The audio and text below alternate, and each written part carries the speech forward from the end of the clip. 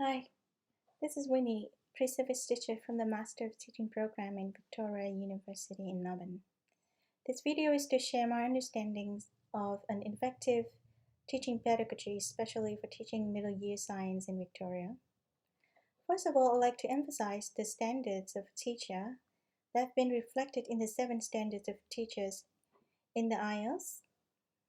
The first of all is to understand the content, planning, implement effective teaching approaches, create supportive and safe environment for the student, provide assessment and feedback to respond to student learning, professional learning, and engage professionally with colleagues and parents, carers, and the community. So being able to provide an effective teaching pedagogy is the teachers, in their teachers' specialization, is brutal, especially for science teachers, because it's a little bit more specific in the way that it requires higher level cognitive ability of students. And therefore, the teaching activity must be continuously motivate and inspires to students. It also worth noticing that most students have cited teachers as the primary influence of their interests. So to have a positive attitude towards science. In general, Australian curriculum and the Victoria curriculum, it has clearly stated that the development of thinking skills, including critical and creative thinking, is the primary purpose of education. So let's start with a set of particular learning outcome of a Year 7-8 biological models in the science curriculum of Victoria. So just for a brief explanation, the curriculum presents the outcomes, the learning outcomes in 2 parts. The outcomes for science understanding and the outcomes for science inquiry skills. So for example, in the highlighted science understanding here about the cells, we can correlate them with the inquiry skills of questioning, predicting the phenomenon relating to the concepts of cells, and the ability to communicate students' understanding and findings in both oral and written forms. So now I'd like to move on to discuss the roles of textbooks and the choices of textbooks by teachers at the junior secondary level in Australia. Studies have shown that textbooks play a central role in science education in both developing and developed countries. And most of the time, textbooks are considered as the whole provision for full classroom instructions, hands-on activities, and homeworks, etc. Many textbook titles emphasize their strong alignment with state curriculum, and therefore most of the cases they are actually perceived as curriculum by science teachers. But not all commercial textbooks are good teaching resources, to name a few.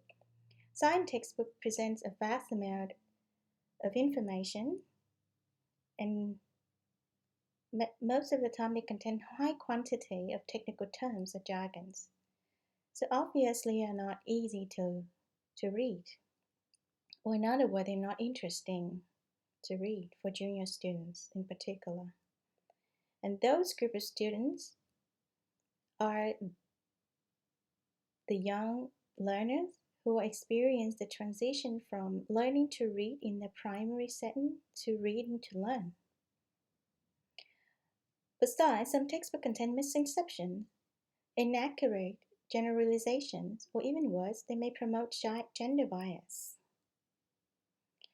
Therefore, a solid understanding of the content, ability to critically justify the use of each material that best fit in our teaching practice is vital for a science teacher. In the last part of the talk, I'd like to discuss a novel approach that have been recently studied across Australia. This is called the Cognitive Acceleration Through Science Education, or CISE. The aim of this approach or these models to improve high school students' achievement in science by enabling them to demonstrate a deep understanding of science subjects. The models have been designed and studied in the UK in the 80s and have been implemented in the curriculum development of UK, US, and several European countries. In Australia, this model are being interpolated in the new curriculum of science from foundation to year 10s, in particular, particularly in the Australian curriculum reported by ACRA. The theoretical background frameworks backing the model are the development psychology of Piaget and the social-cultural psychology of Vygotsky. And the model includes the package of 30 lesson plans, which were constructed through 5 center stages: concrete preparation, cognitive complex, social construction, metacognition, and bridging.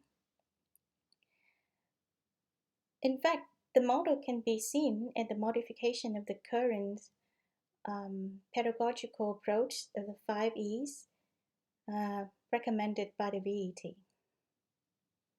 The results have shown positive impact on enhancing high-level thinking ability to think scientifically, critically, and creatively among Australian secondary students. However, in Victoria, I haven't found any evidence or studies relating to the application of this model in any secondary schools in any sectors. However, I would suggest this model to our science teacher community as an interesting evidence-based platform to improve the efficiency of our teaching practice.